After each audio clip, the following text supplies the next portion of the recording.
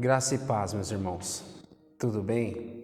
Meu nome é Pedro, eu sou auxiliar pastoral do Ministério Cristo Centro, Caieiras, Jardim dos Eucaliptos.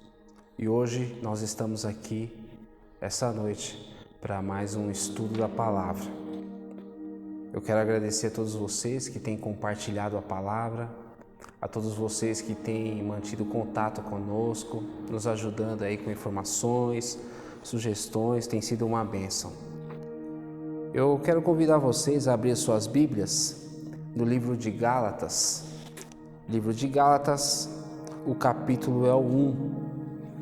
Nós vamos ler o capítulo todo, que não é muito grande, porém é a necessidade a gente ler ele todo, porque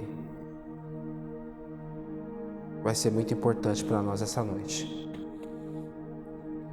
Livro de Gálatas, o capítulo 1. A palavra do Senhor, ela diz assim: Paulo, apóstolo enviado, não da parte de homens, nem por meio de pessoa alguma, mas por Jesus Cristo e por Deus Pai, que o ressuscitou dos mortos, e todos os irmãos que estão comigo. Às igrejas da Galácia. A vocês, graça e paz da parte de Deus, nosso Pai, e do Senhor Jesus Cristo, que se entregou a si mesmo por nossos pecados, a fim de nos resgatar desta presente era perversa, segundo a vontade de nosso Deus e Pai, a quem seja glória para todos sempre. Amém. Admiro-me de que vocês estejam abandonando tão rapidamente aquele que os chamou, pela graça de Cristo, para seguirem outro evangelho, que na realidade não é o evangelho. O que ocorre é que algumas pessoas os estão perturbando, querendo perverter o evangelho de Cristo. Mas ainda que nós ou um anjo dos céus pregue um evangelho diferente daquele que lhes pregamos, que seja amaldiçoado. Como já dissemos, agora repito: se alguém lhes anuncia um evangelho diferente daquele que já o receberam, que seja amaldiçoado. Acaso busco eu a aprovação de homens ou a de Deus? Ou estou tentando agradar homens? Se eu ainda estivesse procurando agradar homens, não seria servo de Cristo. Irmãos, quero que saibam que o evangelho por mim anunciado não é de mão humana, não é de origem humana. Não o recebi de pessoa alguma, nem me foi ele ensinado. Ao contrário, eu o recebi de Jesus Cristo por revelação. Vocês ouviram qual foi o meu procedimento no judaísmo, como perseguia com violência a igreja de Deus, procurando destruí-la. No judaísmo, eu superava a maioria dos judeus da minha idade e era extremamente zeloso das tradições dos meus antepassados. Mas Deus me separou desde o ventre materno e me chamou por sua graça, quando lhe agradou revelar o seu Filho em mim, para que eu o anunciasse entre os gentios. Não consultei pessoa alguma, tampouco subi a Jerusalém para ver os que já eram apóstolos antes de mim, mas de imediato parti para a Arábia e voltei outra vez a Damasco. Depois de 3 anos, subi a Jerusalém para conhecer Pedro pessoalmente, e estive com ele 15 dias. Não vi nenhum dos outros apóstolos, a não ser Tiago, irmão do Senhor. Quanto ao que lhe escrevo, afirmo diante de Deus que não minto. A seguir, fui para as regiões da Síria e da Cilícia.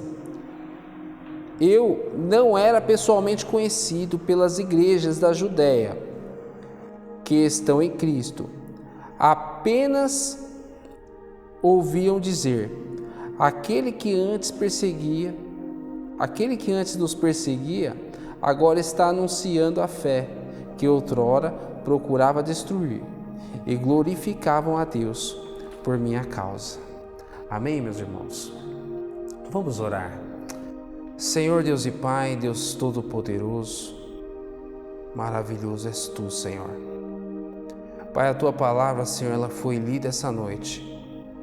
E eu peço a Ti, Senhor, Espírito Santo, que o Senhor destape, Senhor, os nossos ouvidos, que o Senhor abra, Senhor, agora os nossos olhos e amoleça, Senhor, os nossos corações. Que nós possamos, meu Deus, receber a Tua palavra, não somente falada, meu Deus, mas que ela seja, Senhor, revelada nesse momento, Senhor. Para que nós possamos, em nome de Jesus, Senhor, alcançar o Teu querer para as nossas vidas, ó Pai. Pai, em nome de Jesus eu te peço, Senhor, tira, Senhor, todo impedimento, tira, Senhor, toda a situação que pode, meu Deus, agora nos desviar, mas que em todo o tempo o Teu querer e a Tua vontade se cumpra, Senhor, em nossas vidas, e que toda a honra e toda a glória seja dada a Ti. Nós oramos agradecidos em nome de Jesus Cristo. Amém. Meus irmãos, esse mês nós estamos estudando a respeito dos Gálatas, né? Como todos sabem, Gálatas, o livro de Gálatas, a carta de Gálatas, foi escrita por Paulo. Paulo, ele foi chamado para levar o evangelho aos gentios, né? O ministério dele, ele foi chamado para isso. O Senhor chamou para isso. E a igreja de Gálatas, que estava nessa situação, recebeu o evangelho puro, aquele evangelho o único evangelho que liberta, o evangelho que salva, o evangelho que transforma. Assim como você e eu recebeu, eles também receberam naquela ocasião. Mas Paulo, ele escreve essa carta por quê? Porque da forma que eles haviam recebido, uma forma maravilhosa, eles estavam passando por um tempo onde alguns falsos irmãos, alguns crentes desavisados lá, crentes de mentira, estavam tentando perverter o evangelho. E Paulo, ele escreve essa carta. Essa carta que hoje está na nossa Bíblia, Palavra de Deus, com 6 capítulos, e nós lemos o 1.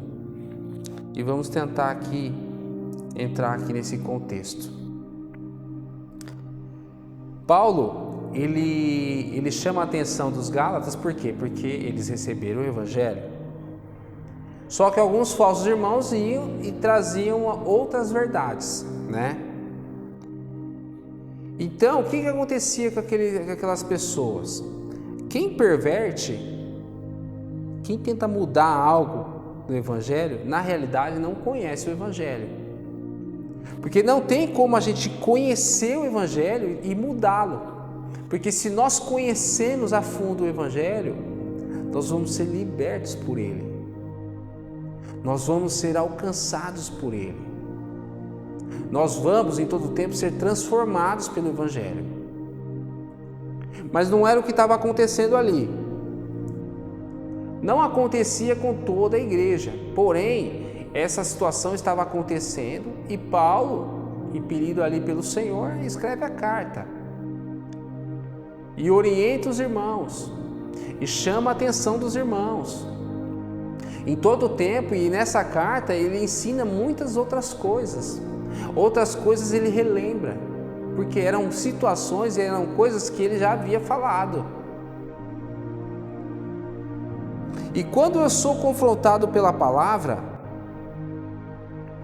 de alguma forma eu e você, conhecemos a Cristo, servimos ao Senhor, lemos a Bíblia, e de alguma forma eu sou confrontado pela palavra e me mostram um erro, quando eu sou confrontado por essa palavra e eu conheço ali eu cresço.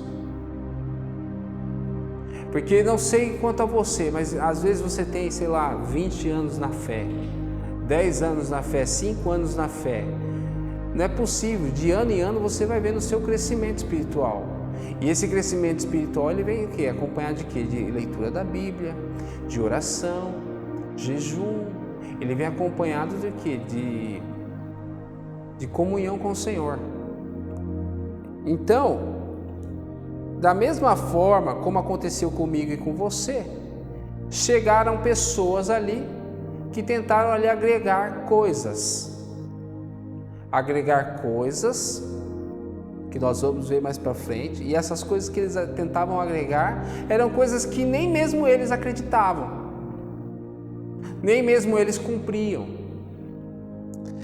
E isso acontece porque quando eu tento fazer um outro acreditar em algo que muitas vezes nem eu mesmo acredito, ou quando eu sou confrontado por aquilo, eu vejo que estou errado, mas eu permaneço no erro, isso é fanatismo.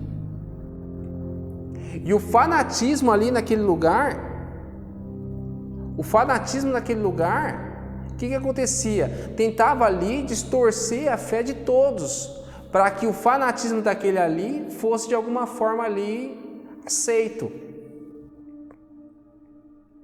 Porque se eu estou errado e tento fazer os certos serem errados comigo, no meio deles eu já não estou errado. Você já passou por isso? Alguém que está errado, alguém que está no erro, quer que você erre também. Porque se ele estiver do teu lado e você também estiver no erro, já não está tão errado. E era o que estava acontecendo aqui.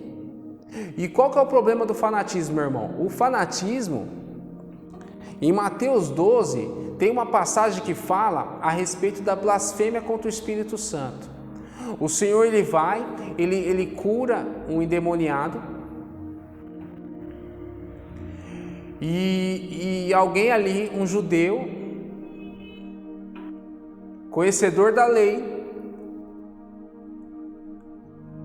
viu que aquilo ali vinha dos céus, porque a blasfêmia do Espírito Santo, eu não posso falar que alguém que não conheça o Espírito Santo, que não conheça o Senhor, blasfema contra o Espírito Santo. Aquela pessoa confrontada pela palavra, vendo a cura de Jesus, sabendo que aquilo sim vinha dos céus, falou, é por Beelzebul que ele expulsa demônio.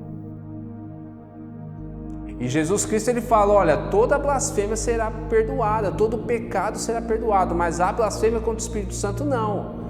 Jesus, ele é duro e enfático ali naquele momento. Mas aquele homem, ele estava tomado do quê? Tomado do fanatismo. Ele sabia que aquilo vinha dos céus, mas estava doendo na carne dele.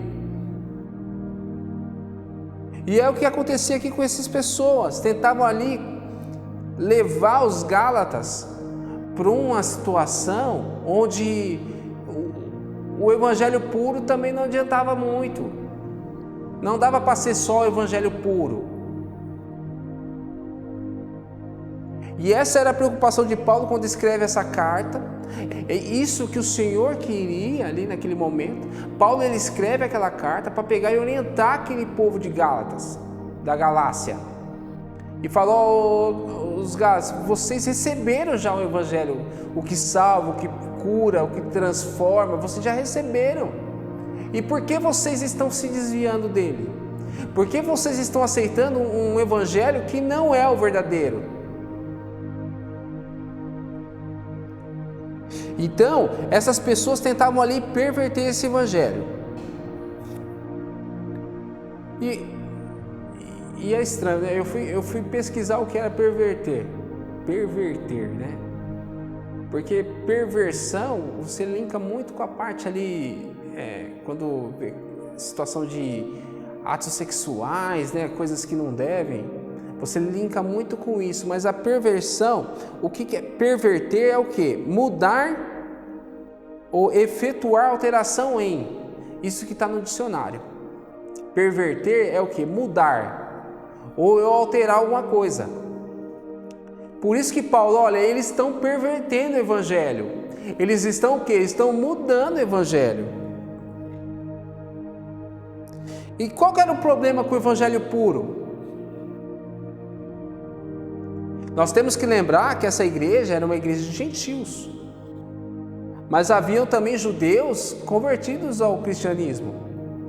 Só que eles achavam que eles eram o segundo degrau para chegar a Cristo. Olha, não dá para ser cristão se você não for judeu antes. Era o que eles pensavam. E era o que eles tentavam colocar ali para o povo da Galácia. Mas o que é o evangelho puro, Pedro? O que é esse evangelho puro? Paulo, no começo da carta, ele fala ali, ó, no versículo 1, que nós lemos aí, ele fala, ó, Paulo, apóstolo, enviado, não da parte de homens, nem por meio de pessoa alguma, mas por Jesus Cristo e por Deus Pai, que o ressuscitou dos mortos. Isso aqui é o evangelho puro. Eu creio que Jesus Cristo ressuscitou. Uma outra parte, no versículo 3 e 4, está assim, ó. A vocês, graça e paz da parte de Deus, nosso Pai, e do Senhor, Ele é Senhor na minha vida. Isso é evangelho puro. Senhor Jesus Cristo, que se entregou a si mesmo por nossos pecados, a fim de nos resgatar dessa presente era perversa. Olha só. Segundo a vontade de nosso Deus e Pai, a quem seja a glória para todos sempre. Amém. Isso é evangelho puro. Que ele veio, ele se entregou por mim. Isso é evangelho puro. Que ele se entregou por todos os meus pecados, para fazer a vontade de Deus, para fazer a vontade do Pai. Ele se entregou pelos meus pecados. Isso é evangelho puro. E qual que é o problema com o evangelho puro? O judeu, ele olhava assim, aonde eu vou encaixar aí as leis? Não é possível que esse povo vai chegar junto comigo lá, sendo que eu tinha que cumprir tudo isso, até hoje eu agi dessa forma. E para que eles pudessem ali se justificar na carne, eles tentavam forçar os Gálatas a cumprir algumas situações da lei. Para que eles pudessem se sentir melhores, vocês vão ter que passar por isso também, senão não dá para vocês ir. Vocês entendem, meus irmãos? De alguma forma, eles tentaram assim, olha, para você ser cristão mesmo, você tem que ser judeu antes. Para que você seja cristão, você tem que ser judeu antes. Eu preciso entender que quando eu estou em Cristo, eu não preciso de mais nada. Mas veja bem, estar em Cristo é viver para Ele. Estar em Cristo é fazer a vontade dEle. O estar em Cristo é morrer para mim e viver para Ele. Quando eu vivo a vontade dEle, eu não preciso de mais nada. Se eu estou vivendo a vontade do Senhor, eu não preciso de mais nada. E isso que o povo lá tentava, esses judeus convertidos, eles tentavam levar para o povo da Galácia. Olha, vocês têm que ser judeus, vocês têm que se circuncidar, vocês têm que cumprir a lei. E isso eles tentavam levar. E Paulo, ele leva assim, não, quem que está enchendo a paciência de vocês para que vocês venham se afastar do evangelho puro de Cristo?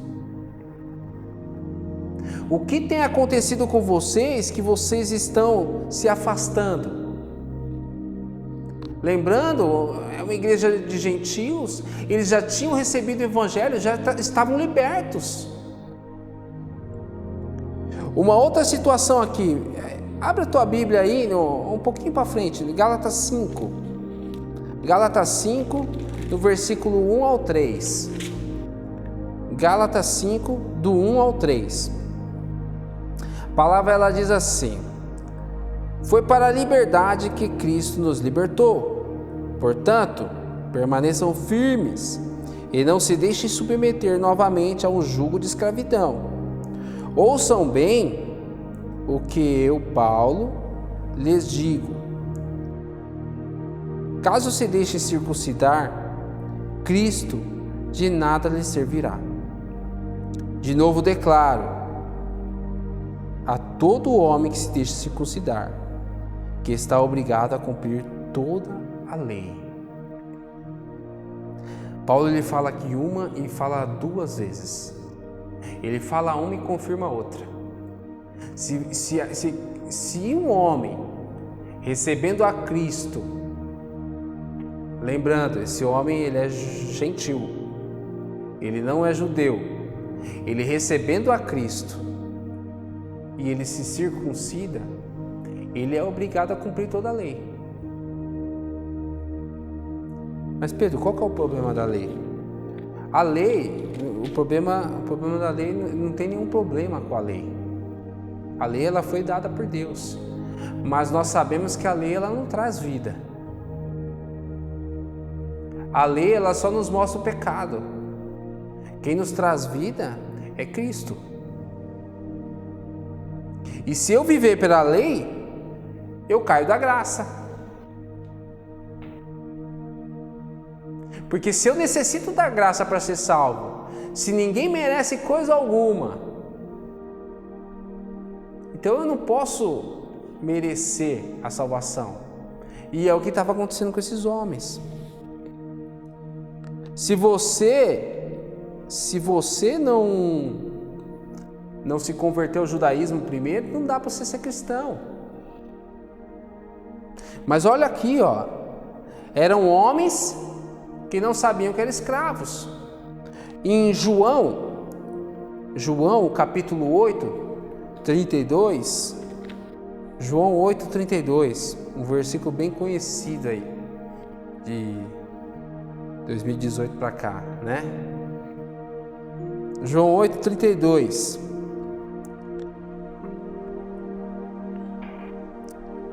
E conhecerão a verdade, e a verdade os libertará. Jesus ele fala isso para judeus na época, na ocasião aqui. E os judeus falam assim: mas a gente é filho de Abraão? Como que? A gente nunca foi escravo de ninguém? Como que você fala que a gente é escravo? E aqui na palavra a gente vê o quão perigoso é eu não saber que eu sou escravo, e o quão perigoso é eu não saber que eu sou livre. Eu sou livre e eu não sei que eu sou livre. Então alguém vem e me oferece liberdade. Porque se alguém oferece liberdade para você que sabe que é livre, você vai falar: não, eu sou livre. Mas e quando você não sabe que é livre? Você pega um outro evangelho. Você aceita um novo evangelho. E quando eu não sei que eu sou escravo, a dificuldade é essa, desses judeus aqui, ó. Os judeus não sabiam que eram escravos. Quando eu não sei que eu sou escravo, eu não procuro libertação, porque se eu não sei que sou escravo, para que eu vou ser liberto? Para que eu vou buscar libertação? Então é muito importante eu saber o que é a minha condição. Eu preciso saber a minha condição. Eu só consigo escravizar quem é livre. E Paulo ele fala aqui, ó, por que vocês estão se colocando novamente no jugo de escravidão? Ele fala aos Colossos isso daí. Vocês estão se pondo novamente no jugo de escravidão. Vocês que já foram livres estão novamente caindo na desgraça da escravidão. Nesse capítulo, Paulo fala basicamente isso. Vocês já são libertos. Vocês receberam vocês receberam o Evangelho puro. Se nós ou qualquer outro vir com outro Evangelho, pregar um novo Evangelho que seja maldito, e eu preciso saber que eu sou livre. Não dá para eu vender liberdade para um livre. Mas quando o livre não sabe que é livre, fica difícil. Concluindo, eu preciso entender que Jesus, Ele é suficiente. Jesus, Ele é tudo. Se tem Jesus, eu não preciso de mais nada. Lembrando, para eu ter Jesus, eu preciso viver para Ele. Que não sou eu mais que vivo, mas Cristo vive em mim. É dessa forma. E eu não preciso de mais nada se eu tiver Jesus. E também, nada menos também. Nada de mais e nada de menos. Eu preciso ter o Senhor no meu coração íntegro. Para que eu seja livre. Para que eu seja liberto. Eu preciso entender que eu sou liberto. Eu preciso entender que a minha dificuldade vai ser completada pela graça dele. Você precisa entender que a tua dificuldade vai ser completada pela graça do Senhor. O Senhor nos completa é na nossa fraqueza. Nas nossas fraquezas é que nós nos sentimos fortes espiritualmente. Por quê? Porque o Senhor está conosco em todo o tempo. Quando nós somos fracos, aí que somos fortes. Porque o Senhor está conosco. Mas quando Ele vai nos completar, no caso de Gálatas, ele fala assim, Gálatas, Paulo fala assim para ele, assim, nada que você faça no teu corpo, nenhuma lei que você cumpra, nenhuma condição que você faça aí, vai poder te livrar ou te salvar. É só Jesus Cristo. O Evangelho puro que tem o poder para fazer todas essas coisas na tua vida. E no meu caso, no seu caso aí, nada que eu vista,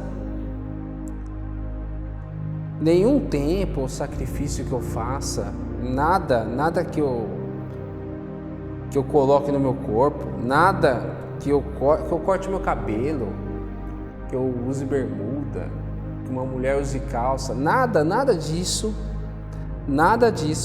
vai me fazer merecer alguma coisa. Nada disso vai fazer com que eu conquiste nada, porque já foi tudo conquistado. Já foi tudo ganho. Nós passamos uma vida toda lutando por algo que já é nosso. O Senhor nos chama em todo o tempo para receber uma promessa que Ele fez a nós. Como nós já vimos aqui, o que vai acontecer não são pessoas sem promessas, são pessoas que não aceitaram essa promessa, que não aceitaram esse título, porque o Senhor nos chama mais que vencedores. O Senhor venceu por nós. É preciso entender que eu não posso receber nenhum outro evangelho a não ser esse que eu recebi, que me transformou, que me salvou, que me libertou e que, pela graça do Senhor, vai nos levar para o céu. Amém? Que você abaixe a tua cabeça nesse instante, nesse momento, que você tenha aí um tempo com o Espírito Santo, para que Ele possa aí colocar na tua vida, apontar no teu coração toda a incompatibilidade com o querer e a vontade dEle. Pai, nós te adoramos, Senhor. Pai, a tua palavra, Senhor, ela foi ministrada, Senhor. Pai, tira do nosso meio, ó Pai, nós te pedimos em nome de Jesus todo engano, Senhor. Tira, Senhor, do nosso meio todas as pessoas que tentam perverter o Evangelho, Senhor. Todas as pessoas que tentam, Senhor, em todo tempo perverter a nossa fé. Pai, nos ajuda, Senhor, que todas as pessoas soberbas e julgadoras, meu Deus, que têm nos julgado, que têm falado contra nós, Senhor, que eles sejam, meu Deus, em todo o tempo, meu Deus, abençoados, meu Deus, que eles possam entender e compreender, Senhor, em todo o tempo, quão poderoso é o Teu amor, Senhor, e que a Tua graça, meu Deus, vem sobre todos nós, e que nós precisamos crer, Senhor, no Evangelho puro, Senhor, o Evangelho onde o Senhor veio por nós, Senhor, morreu por nossos pecados, ressuscitou, Senhor, no terceiro dia e subiu aos céus, e que um dia irá buscar-nos, Senhor. Pai, em nome de Jesus, nós lhe pedimos, Senhor, nos dê, Senhor, em todo o tempo sabedoria, discernimento, entendimento, Senhor, que nós possamos, meu Deus, conhecer a Tua palavra em todo o tempo, para que nós possamos usá-las em todo o tempo da maneira correta, Pai. Que nós não nos apegamos somente à letra, ó Pai, mas na revelação, através de uma vida de oração, Senhor, através de uma vida, Senhor, de comunhão contigo, ó Pai. Que o Senhor continue falando aos nossos corações, Senhor. Nós oramos, meu Deus, em nome de Jesus Cristo. Amém, Senhor. Amém. Eu quero continuar aí agradecendo você que tem dizimado, que tem ofertado, você que sabe que a igreja ela não parou em nenhum momento. As nossas portas ficaram fechadas, mas nós saímos para a rua, temos mostrado algumas coisas aí, você pôde nos acompanhar, pessoas recebendo aí cuidados, clínicas de recuperação recebendo cuidados, pessoas recebendo alimentos na rua, casas recebendo cesta básica. É para isso que nós estamos aqui, é para isso que você está aí. Nós te agradecemos porque você tem feito parte de tudo isso. Eu quero te agradecer do fundo do meu coração e pedir que você continue firme, dizimando, ofertando, continua compartilhando a palavra do Senhor, continua aí levando a palavra, cumpre o ID do Senhor, levar a palavra dele por todo canto, todo mundo, a toda criatura, que você possa compartilhar a palavra dele, que você possa permanecer firme, fiel à obra dele, tá? Deus te abençoe em nome de Jesus, que você possa aí, através dos canais aí, dizimar, ofertar. Se você for membro da nossa igreja, que você dizime, que você oferte. Se você não for membro, que você vá dizimar na tua igreja, mas se você sentir no teu coração de nos abençoar com uma oferta, você pode fazer também através desses canais, tá? Deus te abençoe em nome de Jesus. E agora a gente vai acompanhar um testemunho, que você possa aí em todo o tempo, se você tiver um testemunho, bênçãos dessa pandemia, né? Essa pandemia o Senhor tem mostrado que cuida de nós em todo o tempo. Que você possa aí nos procurar, para que a gente possa aí testemunhar e glorificar o nome do Senhor. Que Deus te abençoe em nome de Jesus. Vamos aqui agora acompanhar o testemunho hoje. Está escrito assim: em fevereiro desse ano, descobri um caroço na minha mão à direita, através do ultrassom, e fiquei muito preocupada. O meu ginecologista me encaminhou para o mastologista, que me pediu uma biópsia.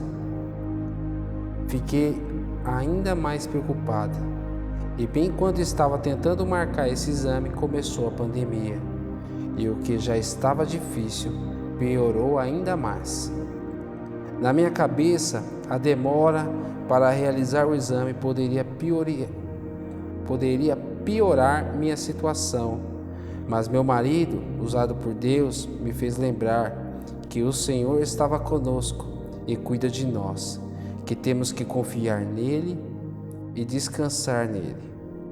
Isso acalmou meu coração.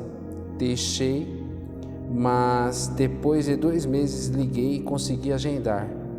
Fiz a biópsia em junho, no final do mês, e no dia 29 de julho peguei o resultado. Remarquei o mastologista e no dia 5/8 de 2020 fui na consulta. Ele me disse que estava tudo bem. Glória a Deus, o nosso Deus é maravilhoso. A irmã deixou uma citação em Salmo 106, versículo 1. Aleluia, deem glória ao Senhor, porque Ele é bom, o seu amor dura para sempre. Esse é o testemunho da nossa irmã Viviane, a minha esposa. Glórias a Deus. Obrigado, Senhor. Muitas pessoas nesse momento de pandemia, têm passado por momentos difíceis e muitos têm conseguido a tua vitória. Então, se você conseguiu a tua também, não se esqueça, nos avise para que a gente possa aí glorificar o nome do Senhor juntamente com todos nós. Amém? Meus irmãos, vamos estar voltando, se o Senhor permitir, no primeiro domingo de setembro, aos cultos presenciais. Quero deixar claro que as pessoas maiores de 60 anos não vão poder estar vindo ao culto presencial. Os irmãos nessa condição vão ter que estar no culto online ainda, tá? A vontade nossa não era essa, mas é uma determinação do poder público e nós, temos que obedecer. Aqui na nossa igreja, o espaço ele vai ser totalmente reduzido, tá? O que cabia 60, vão caber aí em torno de 20 pessoas, mais ou menos, 20 a 25 pessoas.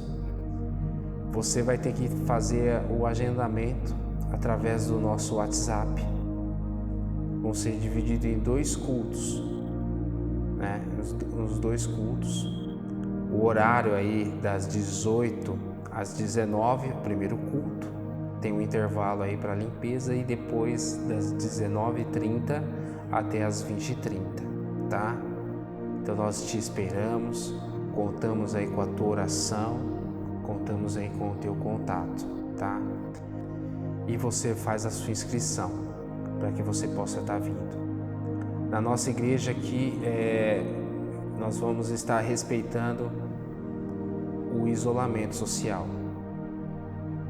De nenhuma forma aí a gente vai poder estar quebrando as regras, porque é uma determinação e a gente é passível de multa.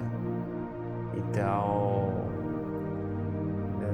a gente não vai poder estar se beijando, se abraçando, mas nós vamos poder estar aqui juntos, cultuando o Senhor. Que você traga a tua máscara, não vai ser possível entrar sem a máscara. Que você traga também a tua garrafinha de água, a gente não vai ter bebedouro aqui, então que você possa trazer a tua garrafa d'água, tá? E a gente peça também a gentileza de todos que chegarem, que cheguem, e depois de um culto para outro a gente vai fazer toda a higienização do lugar, do espaço, para que o outro culto aconteça e as outras pessoas também possam vir, tá? Então a gente vai precisar também de um pouquinho de agilidade. Sei que no começo vai ser um pouquinho difícil, por isso nós já estamos entrando nesse mês já nessa parte de orientação, para que a gente possa orientar e para que possa sair tudo conforme a lei determina, ok? Que você esteja orando, meu irmão, que você esteja orando para que a gente possa, quanto antes isso venha a passar, para que a gente possa voltar às nossas atividades normais, tá? Nas nossas redes sociais você vai procurar, você vai encontrar mais algumas informações, tá? A gente vai se falando, que você possa manter seu contato conosco, para que a gente possa ir se conversando e acertando todas as situações aí, tá bom? Todas as dúvidas. Que Deus te abençoe em nome de Jesus, que nós possamos estar aí juntos novamente no culto online, no domingo, a palavra dos céus aí com o nosso pastor Paulo César, que nós possamos estar novamente aí na oração. Meus irmãos, muita gente recebendo vitória, creia na tua vitória, tá? Que nós possamos aí estar juntos online aí no culto de oração e que até a próxima quarta, onde nosso irmão José Mário vai nos trazer a palavra, tá? Lembrando que o culto de oração e o estudo da palavra, eles permanecem online, tá? Em setembro só vai voltar aí o culto da família. Deus te abençoe em nome de Jesus, que você tenha aí uma semana abençoada. Fique na paz do Senhor Jesus. Eu entendi na história foi que eu acho que a semente seria nossos planos e o homem que foi plantar o joio foi o diabo tentando arruinar nossos planos. O que eu entendi dessa parábola é que imagina que a gente planta uma semente no coração de alguém que irá dar frutos e o inimigo, ele vendo isso, coloca um joio que é para prejudicar para que essa semente não cresça. O que eu entendi que representa cada personagem é que o semeador é Deus, os ajudantes são os anjos, o trigo representa nós e o joio representa o inimigo. O que eu entendi da história foi que a gente tem que estar preparado para a volta de Jesus, que seria o noivo, porque ele pode vir a qualquer momento, a gente não sabe a hora, o dia que ele vai vir, ele vem quando a gente menos espera, então a gente sempre tem que estar preparado. O que eu entendi dessa parábola é que ela fala que nós precisamos estar sempre prontos para quando Jesus voltar, porque nós não sabemos nem o dia e nem a hora. E o que eu entendi da palavra das 10 virgens é que nós devemos estar sempre atentos por causa que a gente não sabe a hora, não sabe nem o lugar que Deus irá nos chamar, não sabe a hora que Deus irá nos chamar. O filho mais velho, um cristão que está inconformado com tamanha atenção que o pai está dando para o filho mais novo. Como assim? Ele viu aquilo que era um filho que tinha acabado de sair do reino para ir para o mundo e tinha acabado de voltar, não tinha nem um tempo que estava lá e Deus já estava dando mais atenção. Eu vim falar sobre a parábola de hoje e para mim o pai é Jesus nos dias de hoje. O filho é aquela pessoa que já nasceu conhecendo a Jesus, já nasceu crendo em Jesus e por alguma maneira se distanciou de Jesus. Eu entendi dessa parábola, né, e o que cada personagem representa para mim, né?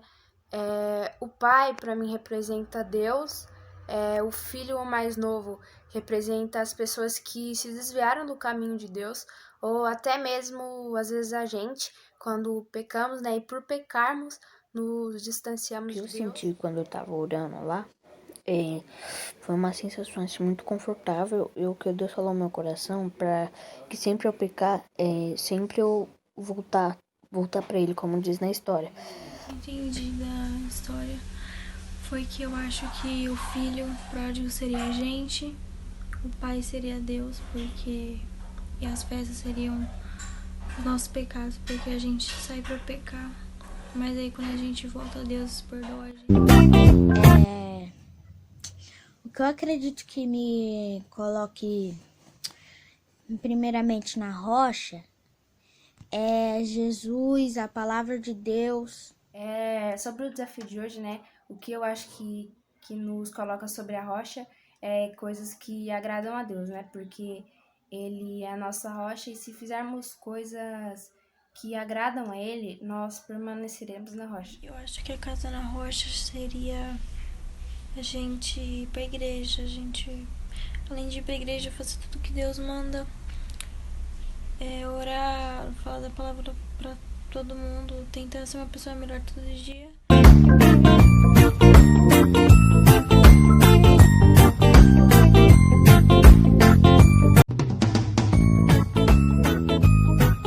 Se a gente bater, maltratar, falar mal da pessoa e não obedecer a pro e as pessoas ao nosso redor e falar palavrão, a gente não é a luz do mundo. E que somos luz. Nós temos. O que você entendeu, Mili? Que temos que ser luz. Aí, um exemplo. Se tiver uma pessoa triste, eu vou lá e mostro que minha vida é luz. Entendi. Foi que devemos ser a luz do mundo e glorificar ao Pai que está no céu. A gente é luz. E o que? A gente é Deus. Não, louvar. Louvar a Deus. Devemos ser Luz luz diante das pessoas. diante da pessoa. Dar muito amor, Dar muito amor, carinho carinho, e falar falar da palavra de Deus. da palavra de Deus.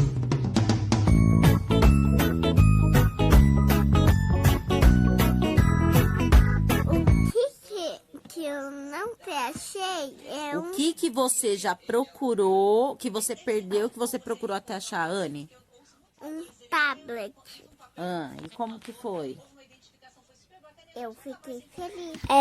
O que eu procurei bastante é a marreta biônica. Boa noite. O que eu perdi foi meu boneco.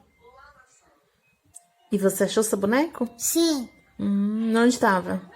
debaixo da minha cama. Desafio. E o que eu perdi foi o marquinho da Minnie.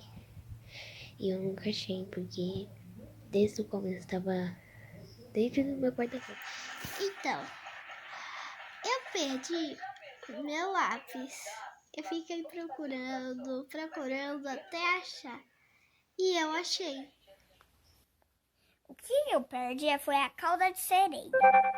Então, ser um servo bom é fazer os objetivos de Deus que Deus nos enviou. Ser um servo bom É sempre andar nos caminhos do Senhor, é sempre andar no caminho do Senhor, ajudar ao próximo, ajudar ao próximo, amar todas as pessoas, amar todas as pessoas. É ser um bom servo, é ser paciente, ficar preparado quando Jesus voltar e ficar feliz até quando Jesus voltar. O que é um servo bom? O que é ser um servo bom? É amar o próximo, ser bom, obedecer, amar o próximo e levar a palavra para os outros, a palavra de Jesus para os outros. A parábola que eu mais gosto, né, do versículo é a do grão de mostarda, que ensina que mesmo se for uma fé do tamanho de um grão de mostarda, ou de uma formiguinha, ou de alguma coisinha que nem dá pra ver, Deus nos ama, porque pelo menos a gente tem fé. Oi, tia Vivian. Então, eu gostei de todas as parábolas, porque as parábolas é que Jesus fala com a gente. Oi, galera. Boa noite. Então, eu gostei mais da parábola do bom samaritano. E ele foi muito humilde. E ele não passou aí assim de bobeira, sem ajudar. Ele passou e viu e ficou chocado e quis levar ele.